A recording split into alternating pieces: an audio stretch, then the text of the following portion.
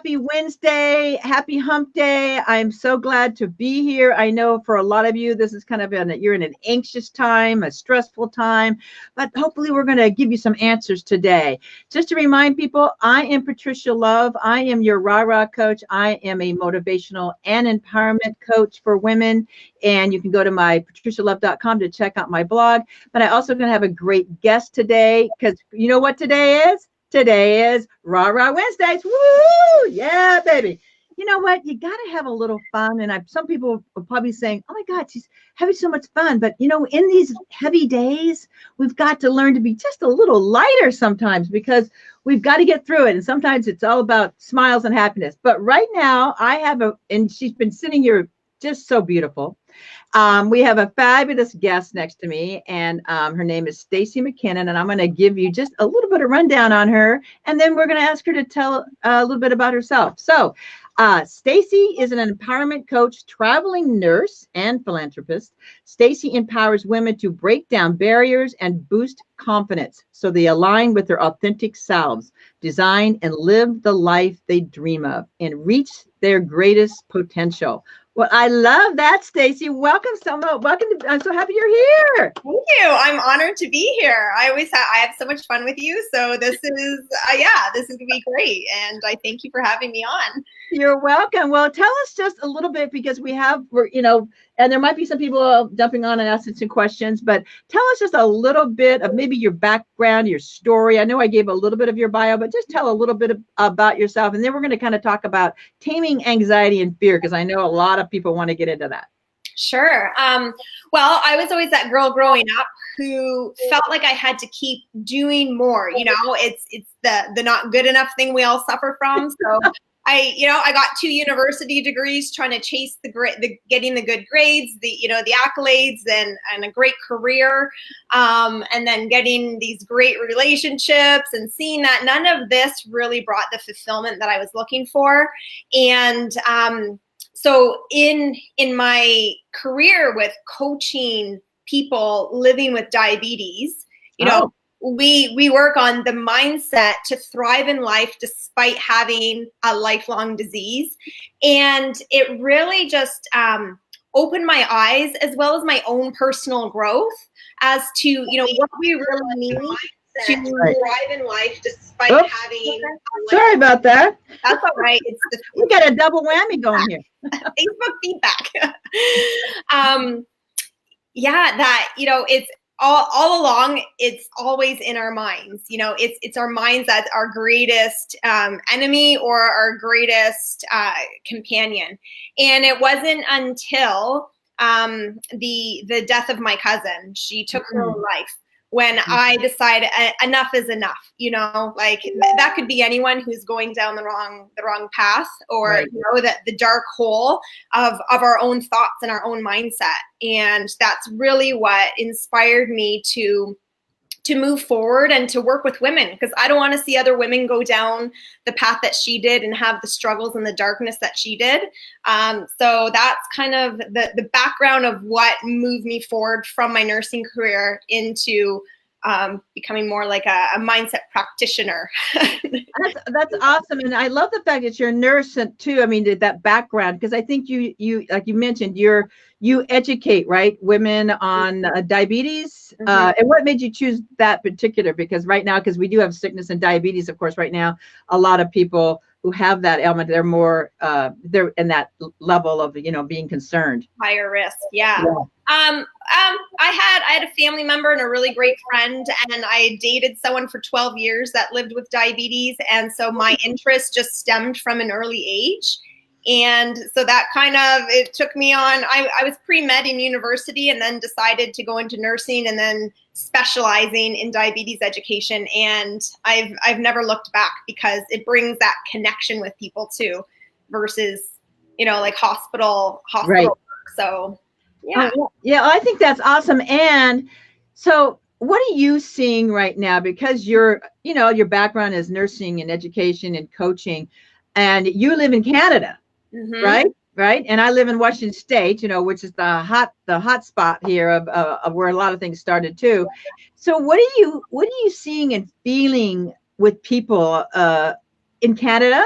and anywhere. I mean, with people you talk to, because I like to chat about that and see what we can do to give our people here that are listening some tips potentially.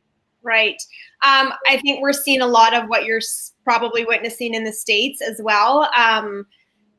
A lot of panic, a lot of fear. People are afraid to leave their homes, to go outside. I mean, we all hear the social distancing, but there are people that are at lower risk who are panicking. You know, they've been in their homes, they haven't been out, and they are so terrified of getting this virus. And I mean, I think a lot of that has to do with media, you know, and groupthink. You know, it's so easy to fall in the same kind of mindset and thinking that the rest of people are, you know, like the group. Like, don't touch me. Don't touch me. Yeah. Yeah.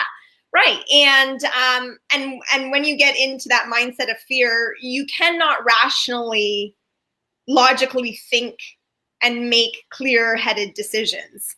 You know, so when you say that, you know, this is the perfect interim here. This is the perfect intro. So mindset. I mean, you and I both are really big on mindset and how it works. And I know that, you know, when we're involved, it's easy for us to say, okay, well, just change your mindset, right? You know, get out of it, you know, get over it sometimes, because, you know, we're so used to working in it, but we know how hard it is to really transcend yourself from being fearful into not being so fearful. So I'd love to get some ideas, and then we can kind of talk about them together. Yeah. And I love that you and I are on the same page. We talk about similar topics. And yeah. We have similar mindsets. Yeah. So, you know, and we've talked about this before, that ultimately it's being mindful of the thoughts that we're allowing to repeat day in and day out in our minds, right? Because it's really at a time where people feel so out of control, we do have control over our response, what we choose to allow in, how we process it, and how we react to it. And also the automatic day-to-day thoughts that we have. I mean, I do think that some people's reactions are based on previous programming. It's not just, you know, I'm not saying it's just from turning on the news and now, you know, their level of fear went from here to here.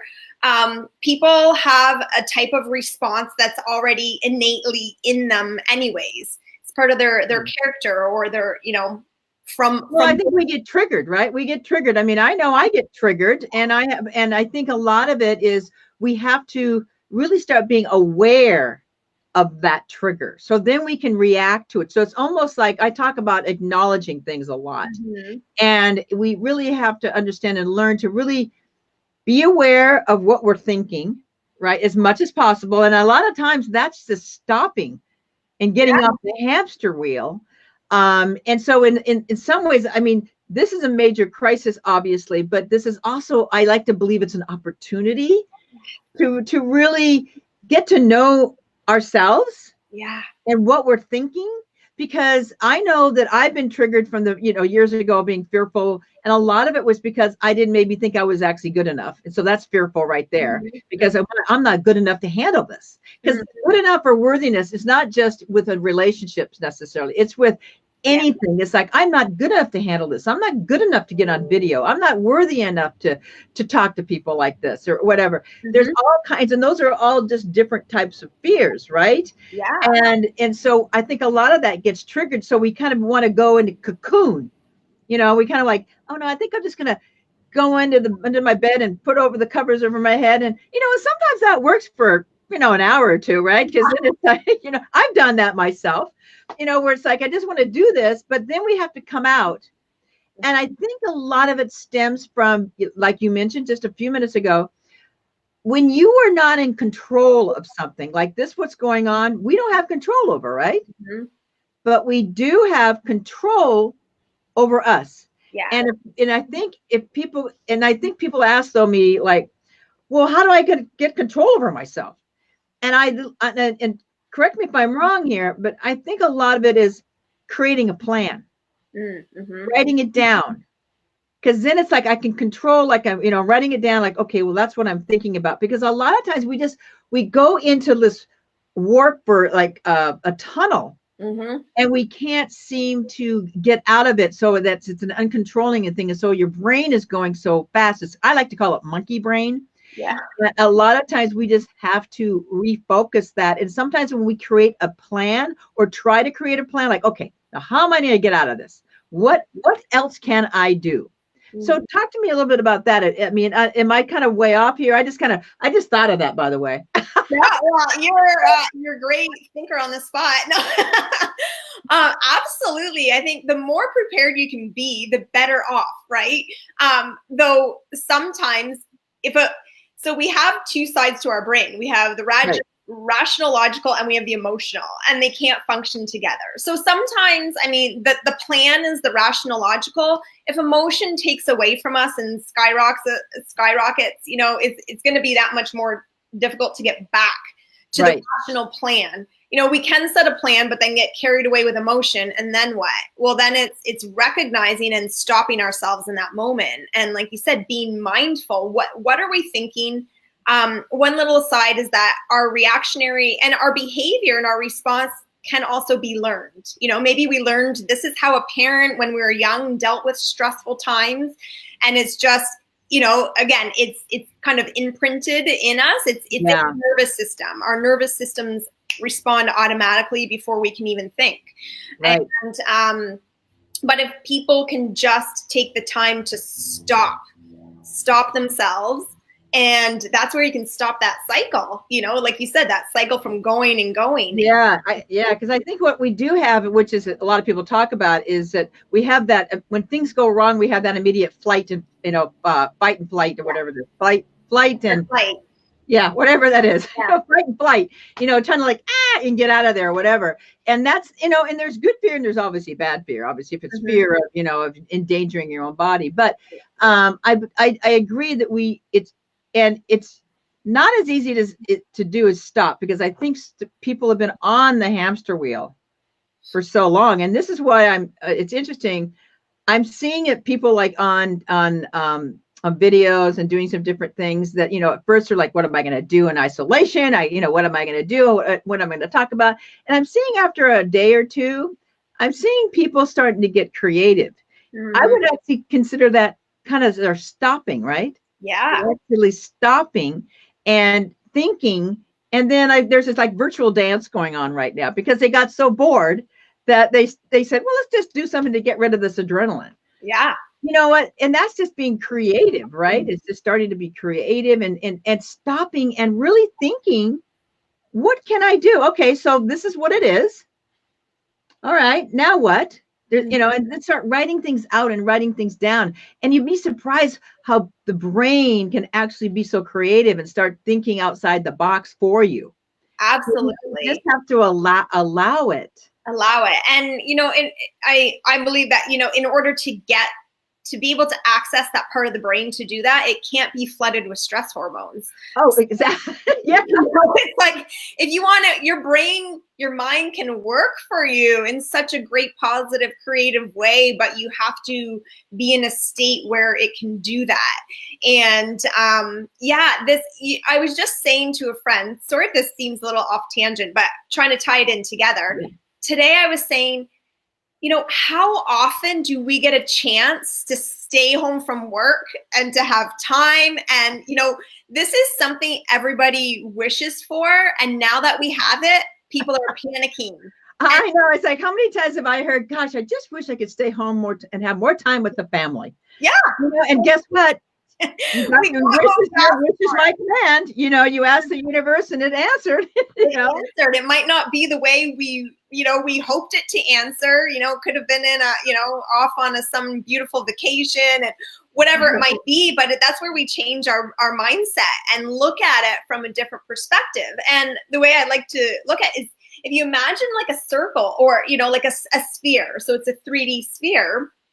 Every single like half a millimeter you turn it, you're going to have a different perspective from around that same sphere, right? Yeah. So it's just shifting, and we don't have to do a 180, but it's like just shift it a little bit and think, you know, what if work just told, if there was no pandemic and work just told me, why don't you take a couple weeks off and work from home? Yeah. What would you do? How would it be different? What would it look like? What would it look like? And just apply that now, obviously keeping certain criteria in mind, right? Like the social distancing and all that. But like you said, there's so much opportunity right now for so much introspection, for growth, for redirection, reevaluation. You know, like this is the time. This is the time we've all been asking for. It is the time, you know, and I in some ways I'm like, I'm obviously like, you know, concerned for others and stuff, but I'm also saying to myself, my gosh, this is an opportunity for me to read these books and to and maybe go visit this person or visit them on a video or something like that, or do something that it just outside the box, other things that I would like to do that maybe I didn't have the time because you were commuting. I mean, I know, you know, where you are is your commutes are probably a little bit less, but here in Seattle, Washington, the commutes could be an hour or 2 hours each way. That's 4 hours. And even if it's an hour each way, because of the, you know, pricing of everything is so expensive, that they have to live far away. Well, that's an extra couple hours that maybe you could actually do the yard work now that you've never been able to do and you've been wanting to get to for like months and months. But I know I've mentioned this to you before, but when you're talking about perspective, you know, again, my favorite quote in the whole world is, if you change the way you look at things, the things you look at change, by Wayne Dyer. And I live by this because life itself changes, right? I mean, the only thing we have in life is change. It's constant. It's the only constant thing that is in life. The time changes, everything changes, we change, life changes.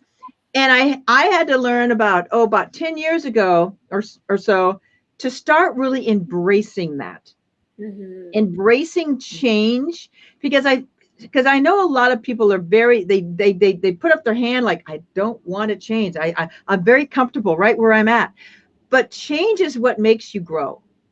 Absolutely. Change is what makes us, our personal growth, mature, get creative ideas, create new businesses, create new things in life. We do more things. It's such a beautiful thing, change, if we learn to really embrace it. And so I know we're talking about this, and I just really want people to say, you know what, I'm going to look at change in a different way now.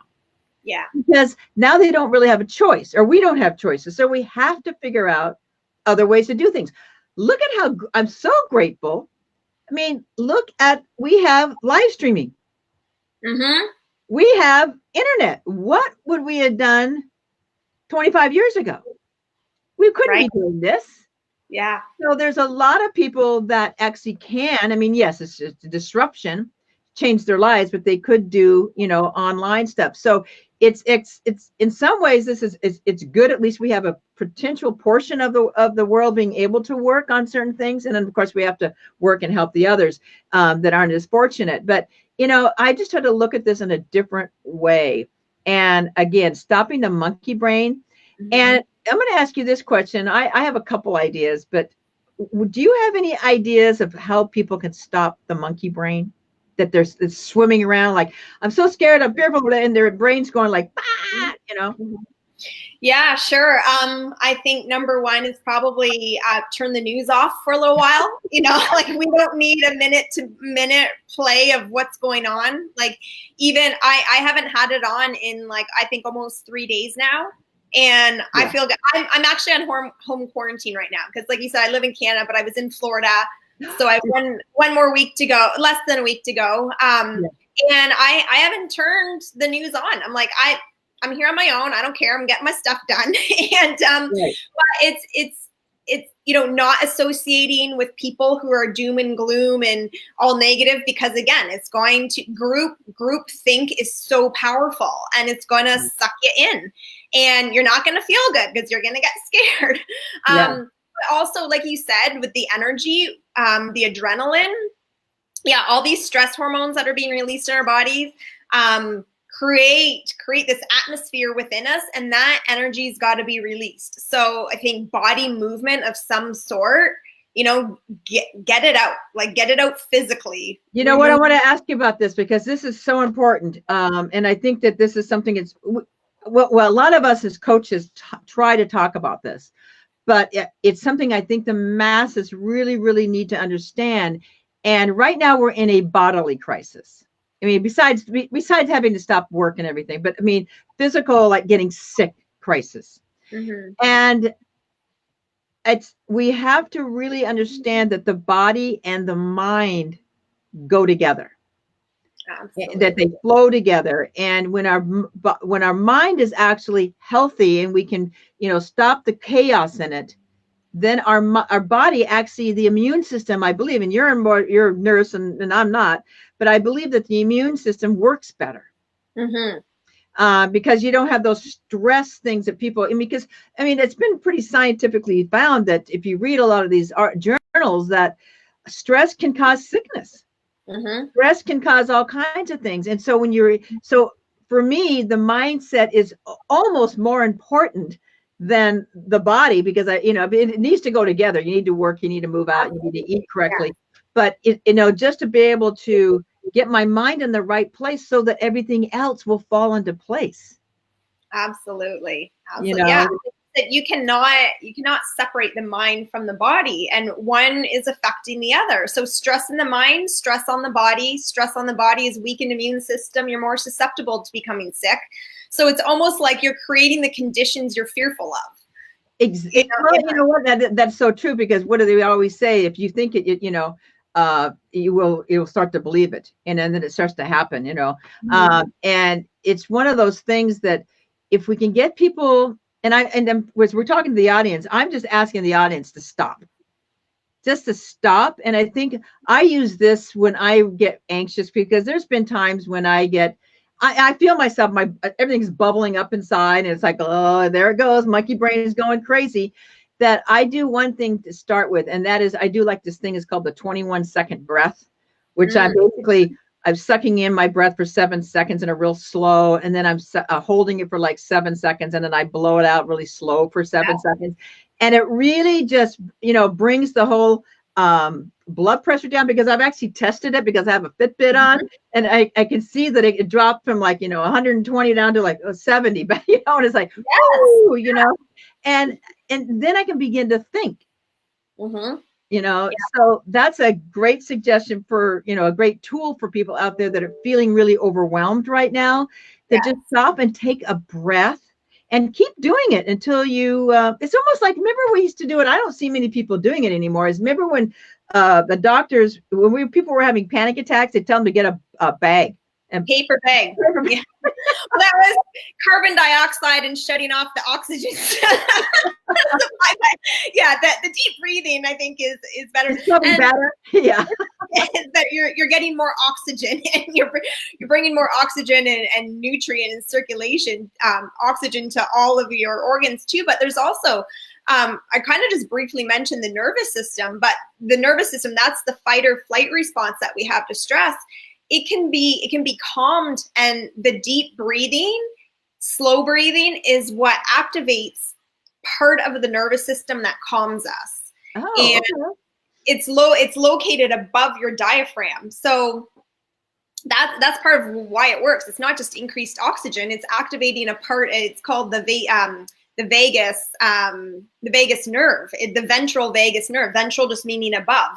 So those slow, deep breaths are activating that, and that activates the nervous system that relaxes and calms us. And I didn't know that. I know I just did it and it calmed me, but I love knowing about that nerve, that it actually calms you. That particular nerve. That's awesome. That's the science geek in me. It's like I love that, because there's actually a little science in me too, because I like to sometimes understand why it works, and I know a lot of people do too, because a lot of people say, "Oh, just breathe." Oh, okay. But when you explain it like that, and it's like, well, this will help you with that particular nerve that's above the fold, if we're talking about technology, above the fold. A lot of millennials will get that, and all the people who are techie, like, they're above the fold, and so it really activates that, which actually is the calming nerve. Yes, you're telling your nervous system, slow and calm down. You're safe. You're okay. You're not in danger. That's beautiful. I just love that. I wanted to just ask another thing regarding the mindset, and I hope that we can get this out to people, is that when people are fearful, and they're panicking and out of control, and they're, hoarding TP, and they're doing these things, this becomes also a ripple effect for other people. Mm-hmm. And it can work both ways, right? Because I know that I walk into a room and I feel bad energy. Sometimes I want to walk away if my energy's not in the same place. But if you're walking around and everybody's fearful and everybody's, going crazy, you have a tendency to like, oh my gosh, I better do that too. I better do that too. When in reality, if we could actually get more calm and be more positive and really center ourselves with our mindset, we could actually be more calming and compassionate and not judging people. And so we all could just move through things a lot smoother. And I think the panic would not be so high. So it's just learning to do that. And I think taking the breath really can help you. And that's a very simple tool. Definitely. Yeah. It's free. It doesn't take that much right? time to do it.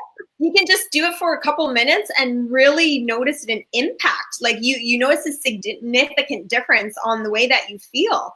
You don't need a special space to do it. It really is so powerful.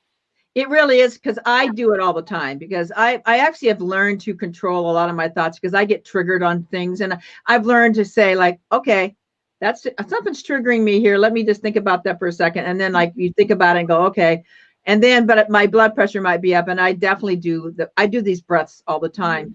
I'm getting better. I don't have to do them daily anymore. I used to have to do them every day, but nowadays I can do them maybe once a week or once every couple of weeks. They pop up, and you get triggered. That's just life. And human being. We're human beings, and it's a process, of learning how to do this. So I don't want everybody to think that this happens overnight, but taking deep breaths and really learning how to do this really will make a difference in how you feel about things. And because mindset and body, again, like you said, are so crucial. And I wanted you to just take a minute really quickly, and because you were kind of going into the movement a little bit. And I know that a lot of people, they can't go to the gym anymore, right? Now I tell people to get up and dance. And now I live in a tiny house, you might call it, because it's a liveaboard boat, but it's a tiny house. So I have like a long little runway, and I'm like, I pretend like I'm just going down like on Soul Train a little bit or whatever. And like, I love that. I know, right? Just to get up and move. And so that, not everybody looking at me like, what is she doing? But, it's at least you're moving. And so I want you to tell that to people, because right now they can't go to the gym and they maybe take walks, but is there things that you suggest that is easy to do and get out? Really, you want to make it something you enjoy and that's fun, because if it's not, you're not going to do it. It's going to be like a chore. Running on the spot even, because, and I just want to preface this with why it's so important and how it's so beneficial to health. It's because I'm sure everyone's heard before, energy cannot be created. It cannot be destroyed. Right. So that means it can change and it can move. So all of this and negative energy that we've taken on, it's in us, whether it's in our mind and our body. It can't be destroyed. It's not going to disappear. So that means it's going to move. And if it's moving, if it's staying in our body, it's creating disease or making us more susceptible to it. So we want to transmute it, to change it, right? So to do that, it's burning it off, if you will, and that's where movement comes in, because you're moving that energy in a different way. So it's almost like you're elevating it from this heavy, dense energy inside that's, detrimental to your health, and you're releasing it by, moving your body, you're just energetically going out. Yeah. I mean, we always think about that. Well, like you get tired, but it's because you released a lot of energy, but then when you do it more and more, you don't, it feels good. It's like all the little things come up in your head and your brain and your serotonins and all the rest of it. Very helpful. And when we're moving, endorphins, which are natural painkillers, are released. We have dopamine, a feel-good chemical. So it's like all these great benefits. It actually improves our immune system as well. So we have more of our immune fighting, our fighter cells that fight off the foreign invaders. Yeah. There's more of those produced when we exercise as well. So there's so many benefits, but it's like, do what you want. Is it running on the spot? Is it doing some jumping jacks? Are you allowed outside? Can you take a walk out in nature? Yeah. Like nature alone is so healing. I'm like you. I love to dance. I do too. It's like turning on the music, dancing in my kitchen, and I have this big floor. I do the same thing. But it works, and it never makes you feel good. And music does elevate us. Yes. Especially, if people can look back in time and think of that one song that made them get up and dance when they were young. It elevates. And mine was always "I Feel Good" by James Brown. And it was just, I feel good. And I'm like, every time I hear that, I've got to get up and boogie, and I just turn it on. And people, if they just do those kinds of things, you're going to get through this. Yeah. And it's how we react to things that we're talking about. So I want to ask you one question, because we're actually at 12:30, but this gets so exciting. And I think it's so important for everybody to know that. I don't mind going a couple more minutes, but I want to ask you one question.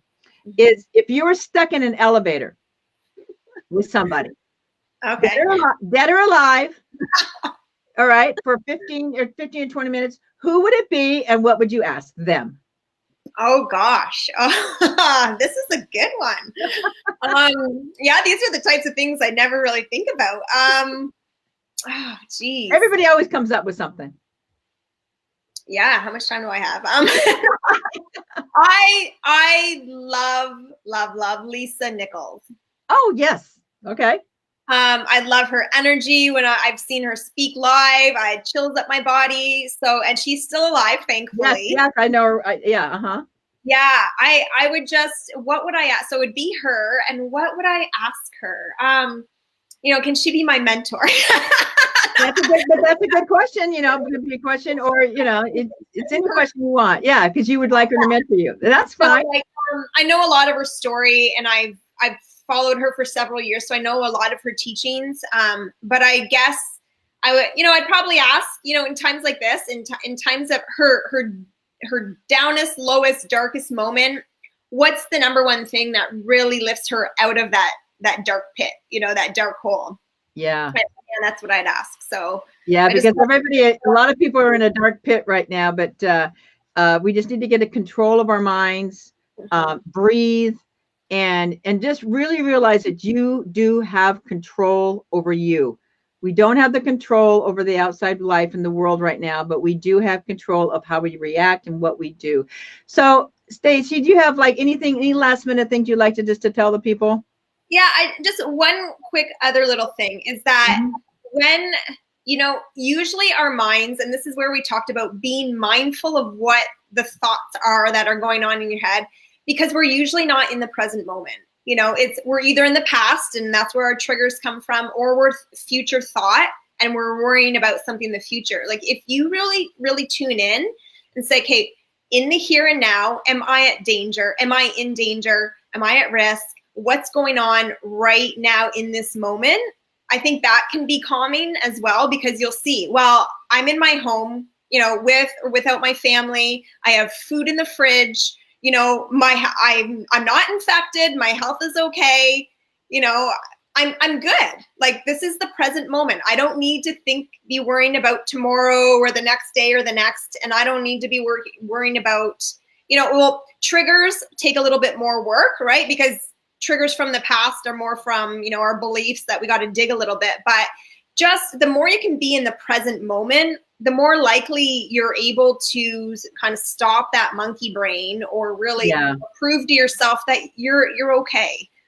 Yeah. And I think that just to add to that present moment is really, and we say it a lot, but it really works and is so true, that if we just am grateful of where you are right this moment, live in gratitude. I mean, really deep gratitude. I mean, I'm grateful right this moment. I'm speaking to you, that I have my beautiful cat sitting over here sleeping, that I have a place, I got food, and really believe that gratitude, because it's really hard.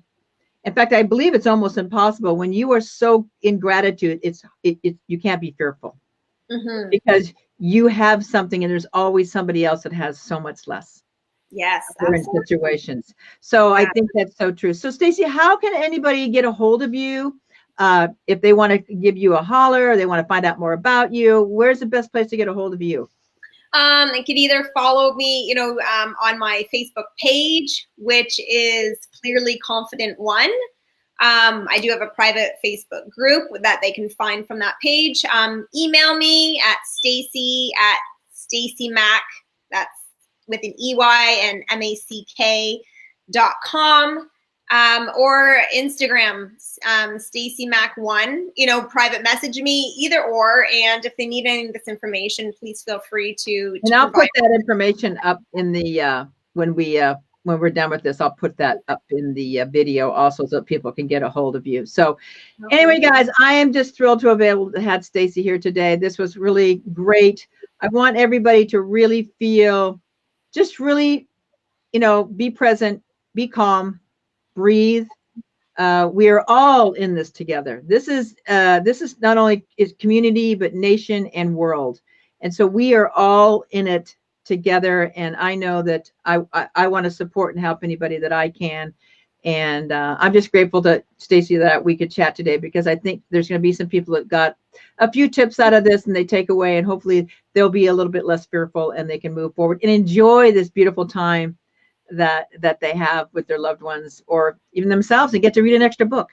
Yeah, I truly hope so. And thank you so much for having me on, Patricia. It's been an honor having this conversation with you. And yeah, to everyone out there, you're not alone. There are people virtually here for you. Yeah. Absolutely. I agree.